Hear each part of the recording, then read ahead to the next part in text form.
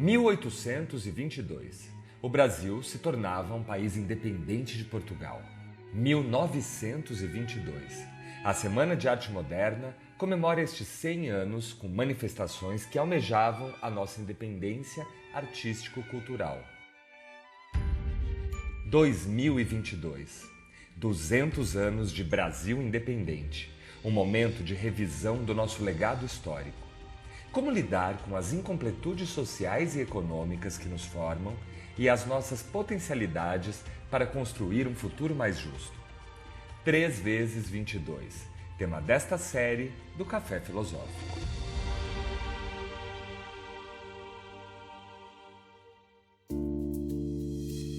Vivemos num país muito rico e muito pobre. Essa diferença de renda, de oportunidades, de dignidade, infelizmente já é uma marca do Brasil. Uma nação que nasceu como colônia de exploração, passou por séculos de escravidão e que em 200 anos não pôde corrigir a rota de sua história.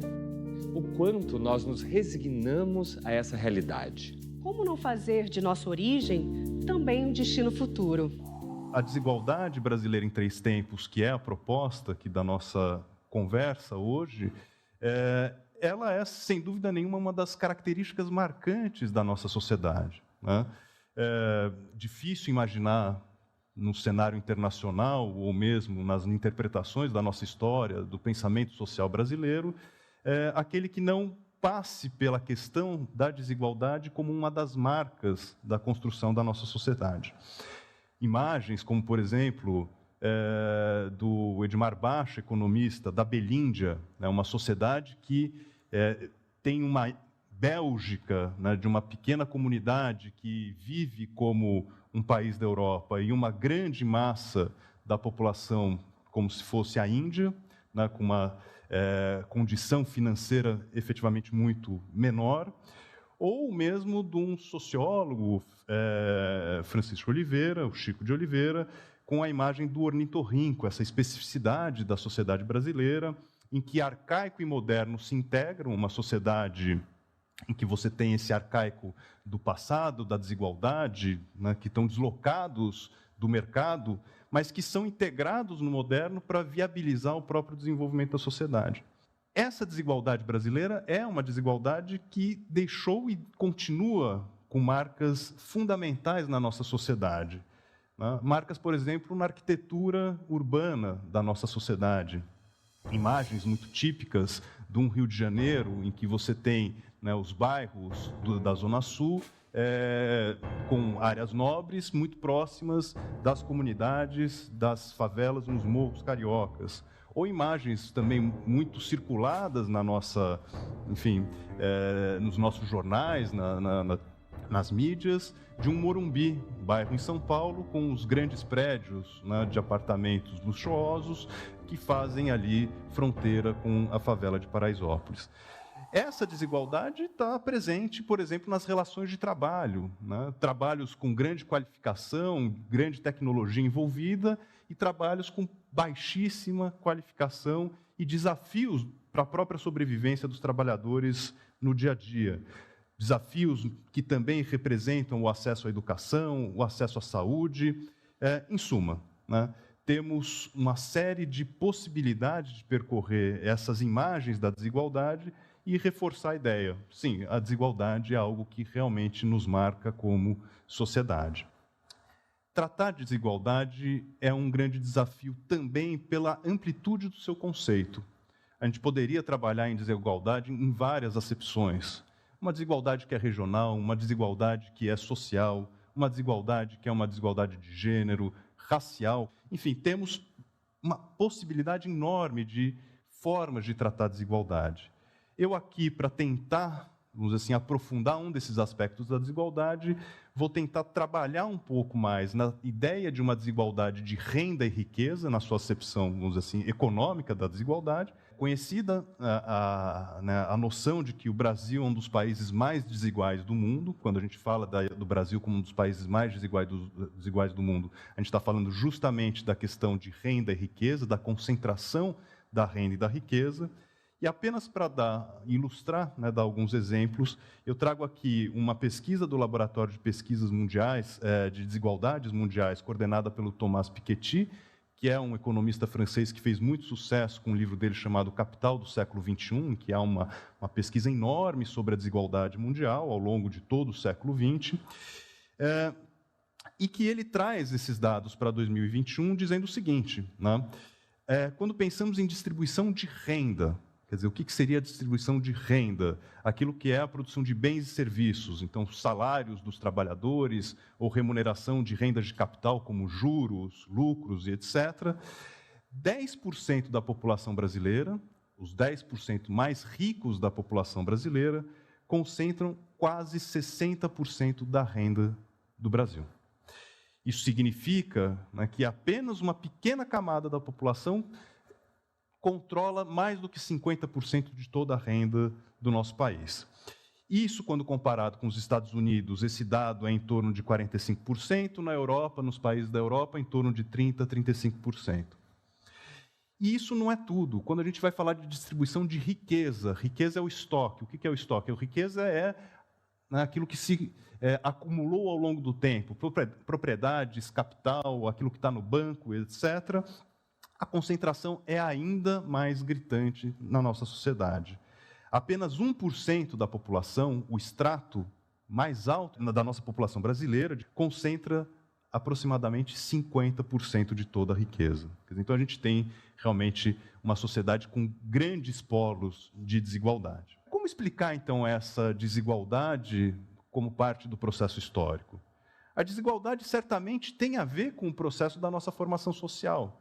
Uma sociedade formada numa colônia de plantations, com grandes propriedades agrárias exportadoras, com trabalho escravo. Sem dúvida nenhuma, isso influencia o ponto de partida da desigualdade da nossa sociedade. Mas isso não pode ser tratado como uma fatalidade, como algo que não pode ser revertido ao longo do tempo. A experiência histórica, ela mostra que, ao longo do século XX, especialmente, países com trajetórias de grande desigualdade conseguiram reverter a desigualdade. A Europa, por exemplo, na transição do século XIX para o século XX, como mostra o trabalho do Thomas Piketty, os países europeus que vinham de um passado feudal, também um passado com uma estrutura social bastante desigual, foram países que conseguiram reverter as suas desigualdades em torno de meados do século XX. Então, a ideia de uma concentração de renda e riqueza, ela não pode ser uma ideia de uma fatalidade de um processo histórico que vai permanecer para sempre. Ela pode ser revertida. E isso é fundamental. Entender como que se processa essa transformação para justamente entender como poder transformar, né, uma dessas características tão penosas da nossa sociedade. Em suma, o Brasil pode ter se originado a partir de uma estrutura muito desigual, né? Mas o que a gente vai ver é que, ao longo desses 200 anos, é preciso dizer que o Brasil perdeu oportunidades importantes para reverter a história da nossa desigualdade. A independência, por exemplo, a forma como se deu a independência, a forma como se deu a Constituição da República Brasileira, a forma como se deu o processo de urbanização e industrialização de meados do século XX, a forma como foi constituída essa sociedade na redemocratização com a Constituição de 88, momentos estratégicos para intervir numa trajetória de desigualdade e reverter essa trajetória. E eu acho que é isso que a gente precisa entender ao longo da nossa história para entender por que em dados momentos existia um espaço importante de reversão da desigualdade e a gente não conseguiu. No próximo bloco, o pacto estabelecido pelas nossas classes dominantes foi de reforçar tanto a estrutura agrária exportadora baseada no latifúndio, como também a sociedade escravista.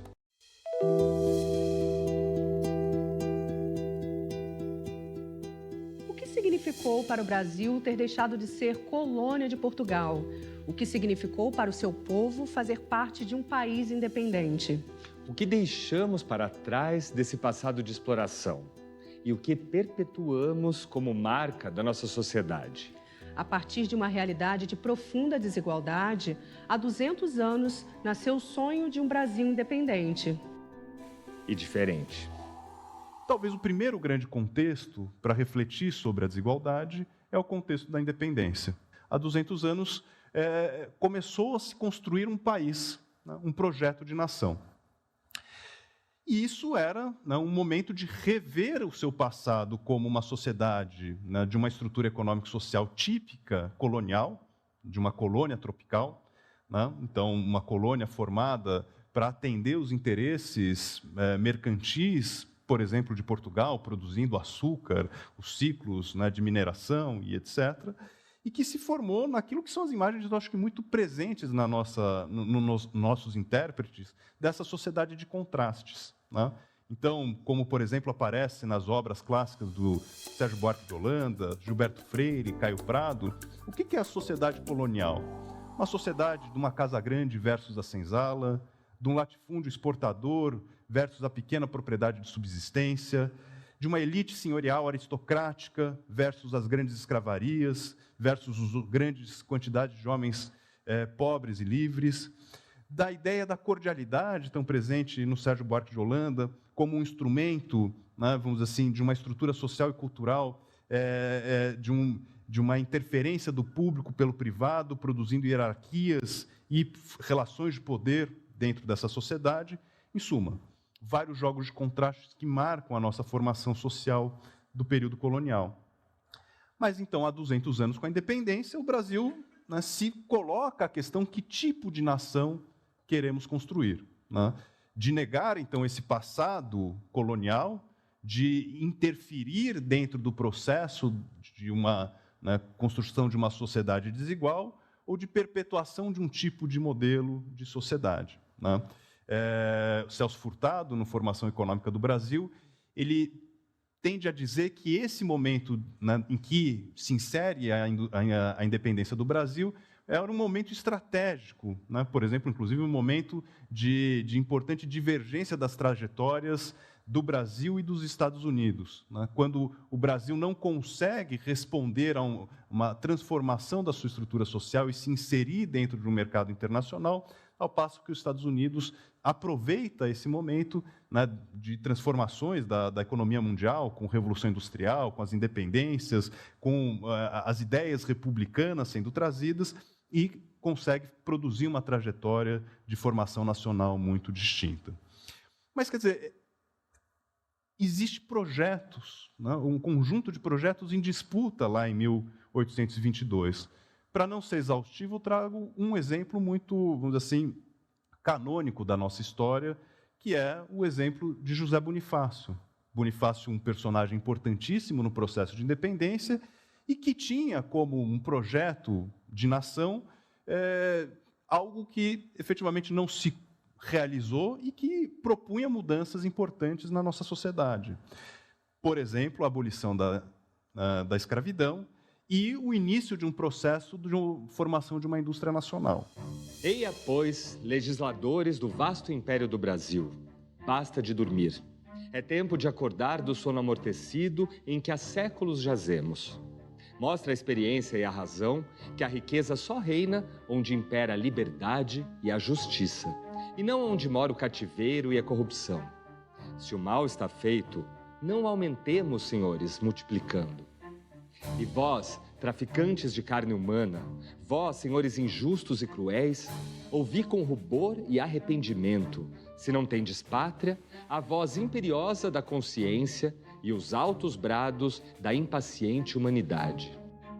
Qual de vós quererá ser tão obstinado e ignorante que não sinta que o cativeiro perpétuo é contrário aos vossos futuros interesses e à vossa segurança e tranquilidade pessoal? Então, ele está se colocando na possibilidade de construir um país distinto. Mas, como sabemos, quer dizer, o pacto estabelecido pelas nossas classes dominantes foi de reforçar tanto a estrutura agrária exportadora baseada no latifúndio, como também a sociedade escravista. Nesse sentido, a sociedade pouco conseguiu se transformar a despeito de uma mudança fundamental, que foi a construção de um Estado nacional. Não há mais uma relação de dependência entre colônia e metrópole. Isso foi rompido, mas a estrutura foi pouquissimamente transformada. Há um conjunto de pesquisas recentes que tem mostrado que, na verdade, a sociedade brasileira vai começar a ter, enfim, a formação de um pequeno mercado interno, vai começar a diluir um pouco essa sociedade entre grandes escravarias, para a existência também de pequenas propriedades com pequenos plantéis de escravos. Então, isso passa a ser também realidade da nossa sociedade. Então, quer dizer, a escravidão ela é algo não só parte das elites, mas ela está presente como estrutura de sociabilidade nas mais diversas grupos sociais. Então, um pequeno proprietário que tem um escravo, quer dizer, isso as pesquisas vão mostrar que está difundido pelo país inteiro. Mas isso não significa que a concentração de renda e riqueza não seja pequena nesse contexto. Pelo contrário, nas pesquisas feitas também ao longo, especialmente do período imperial, o que a gente vê é uma profunda concentração da renda e da riqueza. Para trabalhar com um único estudo, como exemplo, o João Fragoso, num clássico trabalho Homens de Grossa Ventura, que trabalha com a estrutura de riqueza, quer dizer, então, a partir dos inventários da população, ele vai avaliando como que essa riqueza estava distribuída no Rio de Janeiro. Ele vai dizer, olha, 90% dos inventários, daqueles que, então, ao falecer, produzem os seus inventários, os familiares produzem os seus inventários, você tem a existência de escravos. Mas ele vai mostrar que, de novo, pegando a ideia dos 10% mais ricos da sociedade, então, os 10% inventários mais ricos dessa sociedade, concentravam 70% mais ou menos da renda. Quer dizer, algo próximo do que a gente tem falado da concentração da riqueza até os dias de hoje. Então, nesse sentido, a sociedade colonial, da sociedade colonial para a sociedade imperial, muita coisa muda na formação de um Estado brasileiro, mas a permanência da desigualdade está posta por duas questões fundamentais: a permanência da escravidão e a permanência dessa estrutura de profunda concentração da renda. Bom, a passagem do Império para a República, em certa medida, vai ocorrer no momento de superação de um desses impasses, que é a abolição da escravidão. Junto de um processo de 1888, em que se abole a escravidão, e em 1889, em que se declara a proclamação da República, possivelmente a gente teria aqui a chave para iniciar a reversão de um processo histórico da nossa desigualdade com, enfim, a integração de uma parcela substancial da população que ela estava alijada até então da cidadania e da participação da renda e da riqueza nacional. Então, por esses motivos, podemos acreditar que a redução da desigualdade estaria como parte de um projeto republicano, no sentido, inclusive, que se expressa na própria Constituição promulgada em 1891, uma Constituição de caráter liberal, em que, aparentemente, a gente teria um olhar para aquilo que mais representava as sociedades modernas naquele contexto. Mas a verdade é que entre, vamos dizer assim, a lei e a prática, entre o texto e a realidade, pouco mudou. A abolição, a liberdade, a igualdade estavam, acima de tudo, na lei. As condições estavam muito negadas no dia a dia, na rotina, na própria integração, por exemplo, dessa população que vinha dos seus cativeiros agora para se integrar efetivamente na sociedade. Vejo um limite fundamental da própria ideia de cidadania que se coloca na Constituição. Para ser cidadão, diz a Constituição, você não poderia ser nem mendigo, nem analfabeto. A população brasileira, naquele momento, era composta 80% de analfabetos. E não existia, dentro da Constituição, uma ideia de uma educação pública como direito. Então, o próprio Estado nega a possibilidade de reversão desse quadro de 80% da população que está, vamos assim, distante da integração à própria sociedade. Mesmo com a imigração, os deslocamentos populacionais, o que a gente vê é que esses novos trabalhadores que vão sendo inseridos dentro do mercado de trabalho, agora livre e assalariado, né, você tem estruturas muito desiguais de integração, né? O racismo, como já foi, né, bem explorado, era um desses instrumentos de, né, dar acesso a uma parcela da população e negar o acesso a um tipo de qualificação e trabalho dentro dessa sociedade. Trabalhadores negros, muitas vezes a condição de ter acesso a um bom trabalho, a um bom serviço, estava completamente limitada, né? E isso num contexto que, quer dizer, é defendido, inclusive, por intelectuais daquela conjuntura dentro de uma noção de um racismo científico. Antes, o racismo estabelecido pela própria escravidão, agora vai se transformando em outros mecanismos sociais e, inclusive, supostamente científicos, com autores como Nina Rodrigues, né, que justifica que o caminho para o desenvolvimento nacional deveria ser via a imigração europeia, e o racismo era um instrumento de definição das relações pelas relações desiguais entre brancos e negros. O Código Penal brasileiro, né, promulgado nesse contexto da República, ainda que explicitamente não marque nada relacionado a um racismo, né, a diferença entre, né, indivíduos pela questão da cor, por outro lado, na prática, aqueles que vão ser inseridos dentro das regras e do regimento da punição, normalmente tinham uma marca da cor da pele, né? Isso, as pesquisas mostram muito a desigualdade, vamos dizer assim, das punições colocadas sobre a população de maneira geral nesse contexto. No campo, por exemplo, a Primeira República é marcada por uma estrutura de mandonismo, clientelismo, né, o famoso coronelismo do Vitor Nunes Leal, de coronelismo e chá de voto, né, em que uma grande parcela da população ela nem se insere no mercado de trabalho livre, no mercado de trabalho assalariado. Ela é efetivamente subordinada àqueles que são os grandes proprietários, ela está inserida numa condição dependente desses grandes proprietários. Em suma, a desigualdade permanece. O Brasil, nesse contexto, é um Brasil que passa por uma grande modernização. Uma modernização com o início da urbanização, das primeiras indústrias, e aqueles poucos que vão conquistar os seus direitos, conseguem e conquistam seus direitos a partir de muita disputa, muita luta. As greves operárias de 1917, 19, mesmo o Brasil aderindo à Organização Internacional do Trabalho, isso não se efetiva em leis que estão sendo, né, disseminadas no exterior, elas pouco chegam aqui ainda na década de 20, e é o que o José Murilo de Carvalho, naquele livro Cidadania no Brasil, vai dizer que a cidadania é conquistada ao negativo aqui, na disputa, na verdade, contra as pressões que são impostas à população. O cientista político José Murilo de Carvalho, refletindo em seu livro A Cidadania no Brasil, escreve: José Bonifácio afirmou, em representação enviada à Assembleia Constituinte de 1823, que a escravidão era um câncer que corroía nossa vida cívica e impedia a construção da nação. A desigualdade é a escravidão de hoje, o novo câncer que impede a constituição de uma sociedade democrática. A escravidão foi abolida 65 anos após a advertência de José Bonifácio.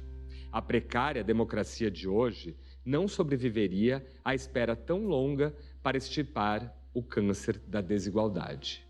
No próximo bloco... A nova liberdade não é a liberdade do ir e vir dado pela economia de mercado, mas é a liberdade dos direitos civis. Uma sociedade que permite, ao mesmo tempo, ser justa e livre.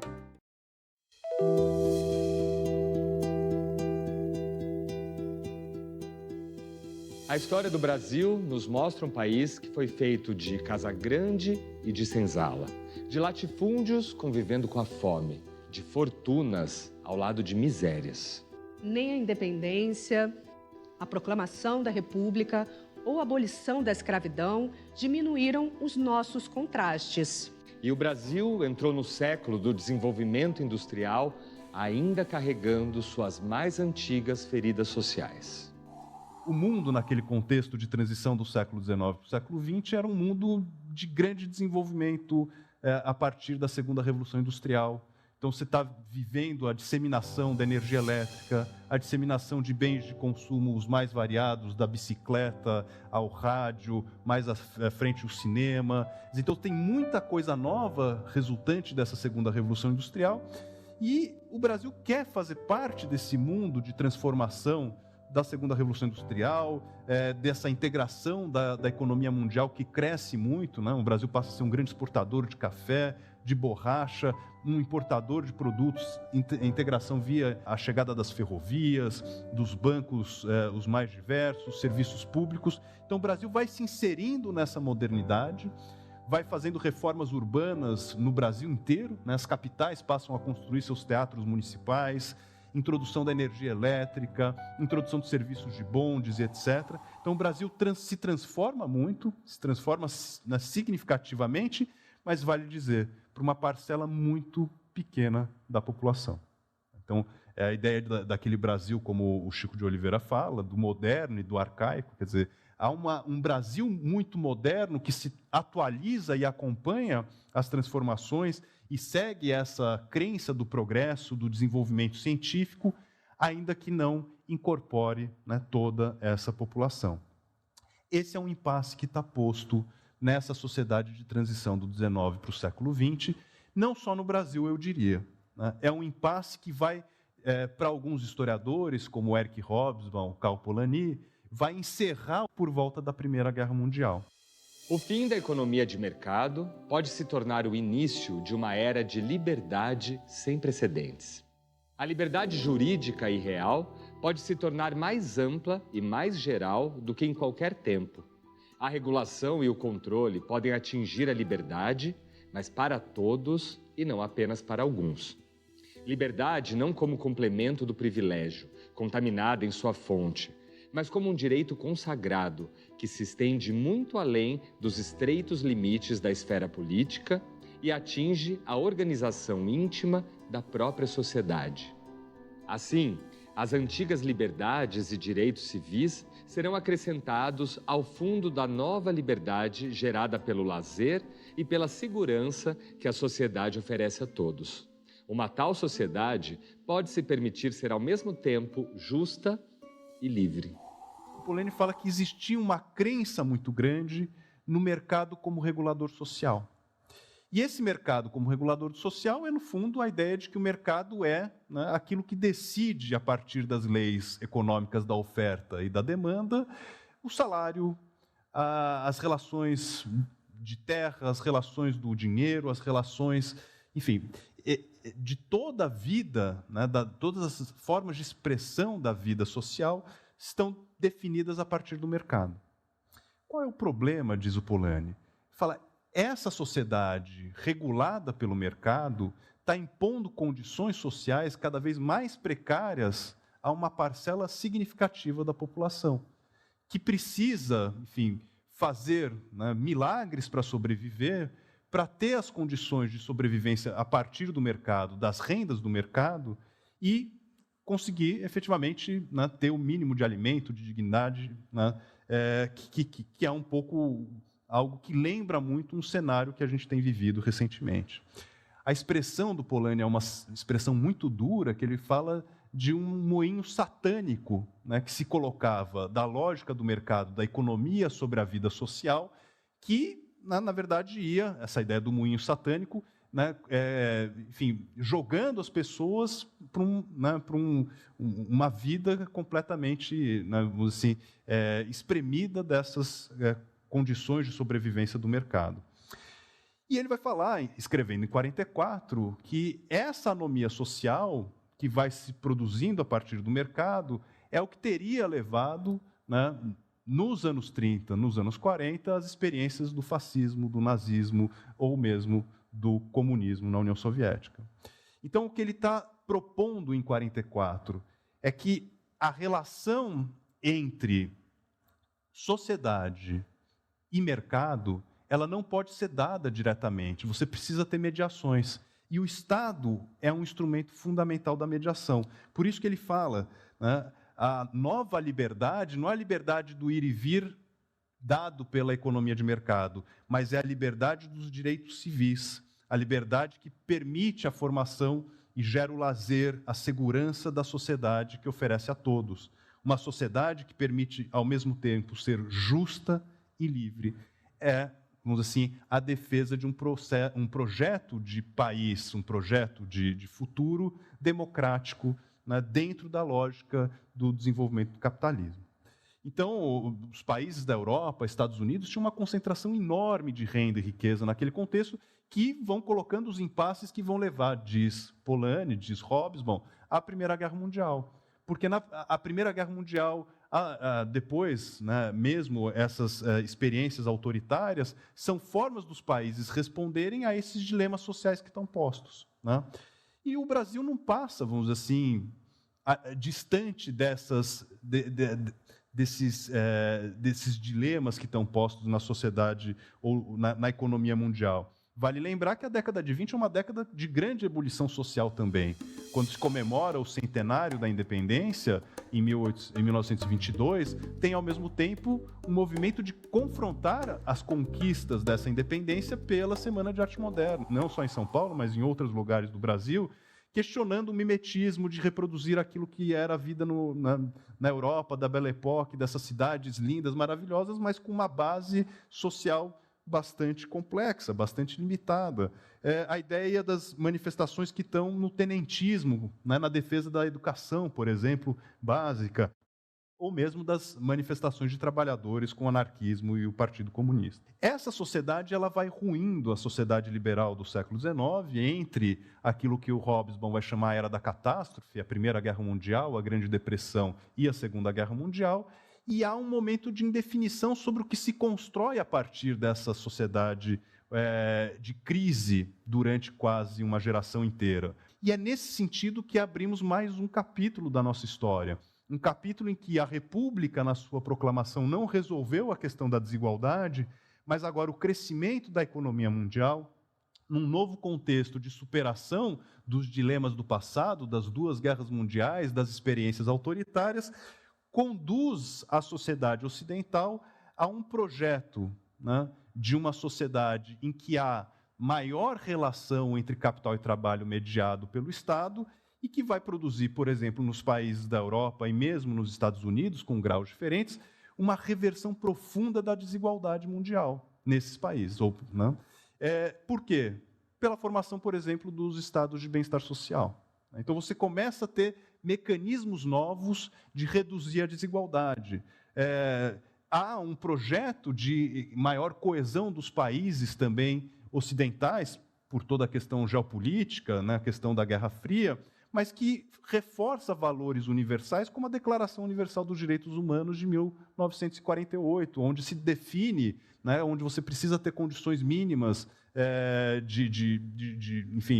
de humanidade entre os indivíduos. Nesse momento, o Brasil, por exemplo, inicia a construção, agora acelerada, de um processo de urbanização e industrialização, né? É o momento de formação de projetos de planejamento, de desenvolvimento industrial. O Brasil cresce, né, entre 45 e 60, mesmo depois, nos anos 70, é uma das maiores taxas de crescimento. E essas taxas de crescimento são taxas fundamentais para você criar condições de redução da desigualdade.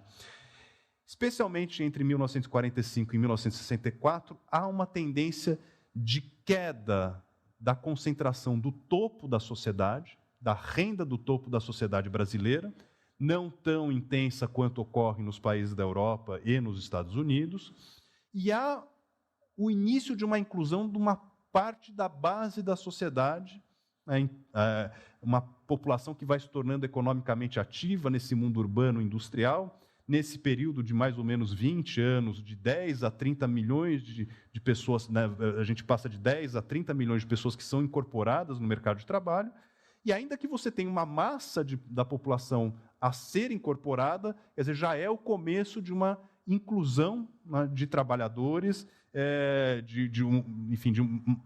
um projeto de redução da desigualdade. A ideia de muitos dos teóricos que estão discutindo os projetos de Brasil nesse período dos anos 50, são os projetos modernistas que vêm dos intérpretes do Brasil, ou, por exemplo, de um Celso Furtado, nos anos 50, é uma aposta dessa ideia de desenvolvimentismo, de que a industrialização iria incorporando as massas da população e reduzindo a desigualdade. O problema é que a gente, nesse contexto em que, de maneira muito devagar, a gente vai tendo uma tendência de redução da desigualdade, esse processo vai ser rompido, né, em 1964, com o golpe, quando, a partir daí, quer dizer, aquilo que era uma tendência de incorporação com ganhos salariais, com disputas postas pelas relações de trabalho, isso desaparece. As políticas de crescimento e industrialização permanecem, mas não com os mesmos ganhos salariais, com controles sociais, uma queda relativa do salário mínimo, né, que vai ocorrer. Então, aquilo que era um potencial de redução da desigualdade se perde durante aproximadamente 20 anos. No próximo bloco...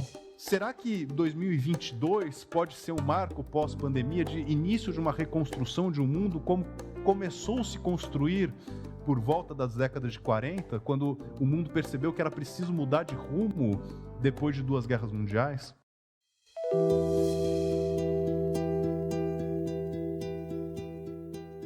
De colonizado a independente, de império a república, de democracia à ditadura, em todas as fases do Brasil, a desigualdade foi persistente e determinante para muitas e muitas vidas. Deixou contrastes na arquitetura das cidades, nos diferentes padrões de consumo, no acesso aos serviços primários de educação e saúde.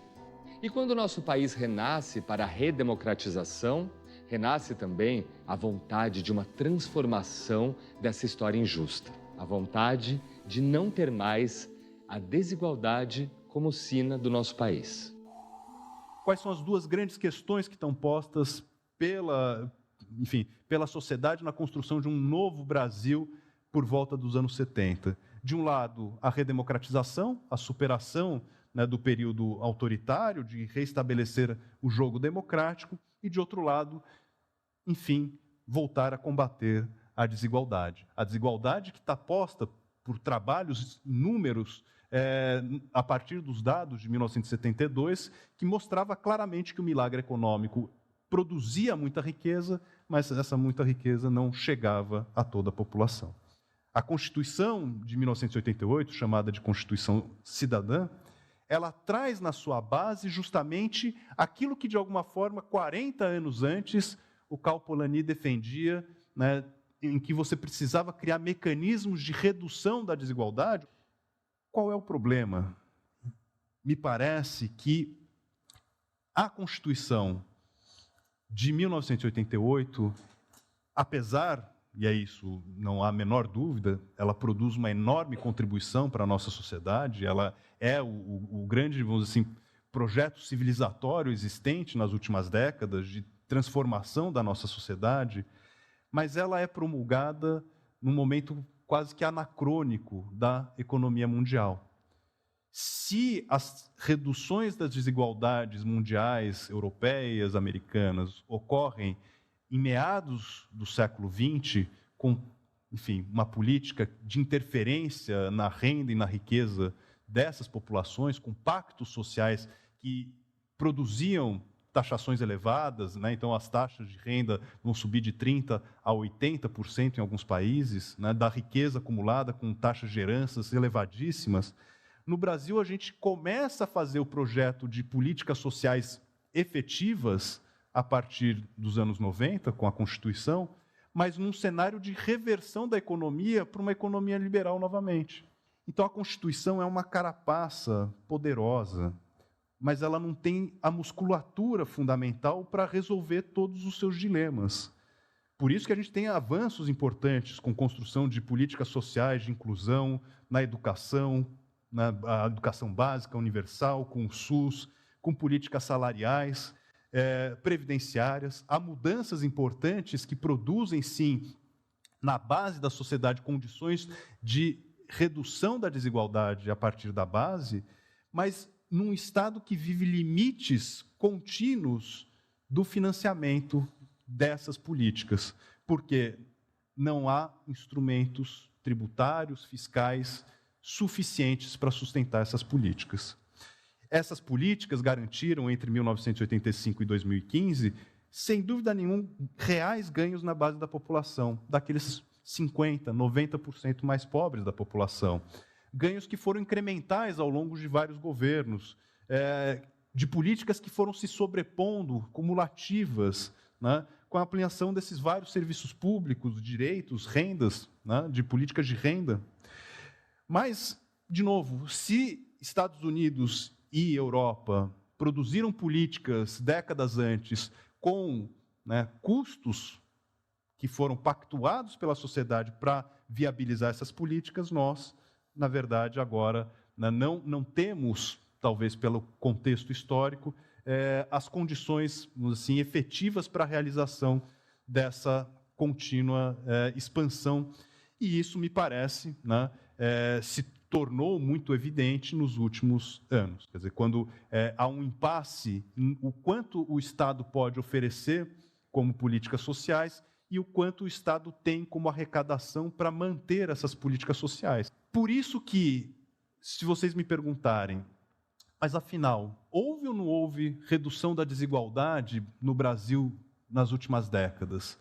Se a gente olhar para a base da sociedade, sim, houve ganhos importantes de renda da base da sociedade e, inclusive, ganhos de renda relativos dessa base da sociedade. Mas se vocês me perguntarem, mas e o topo da sociedade? De fato, não. Porque o topo da sociedade também manteve crescimento tão efetivo quanto. Aquele 1% da nossa população mais rica, por não ter, né, o que ocorreu nas sociedades europeias e americanas das décadas anteriores, interferências na manutenção das suas rendas, no Brasil, eles mantiveram suas rendas e continuaram expandindo as suas rendas. No início dos anos 2000, o economista Celso Furtado fez uma análise sobre nosso país. A alta propensão a consumir decorre do fato de as classes alta e média brasileiras seguirem padrões norte-americanos. Mas como ter esse padrão de vida com uma renda 10 vezes menor? Este é o grande problema. Por um fenômeno de aculturação, o brasileiro de renda alta absorve padrões de consumo e também de desperdício, gosto pelo show-off, pelo gasto ostentatório que o caracteriza. Hoje, o Brasil tem uma renda 10 vezes maior do que tinha quando comecei a estudar esses problemas, mas tem também maiores desigualdades e os pobres continuam igualmente pobres. Cabe a pergunta: houve desenvolvimento? Não. O Brasil não se desenvolveu, modernizou-se. O desenvolvimento verdadeiro só existe quando a população em seu conjunto é beneficiada.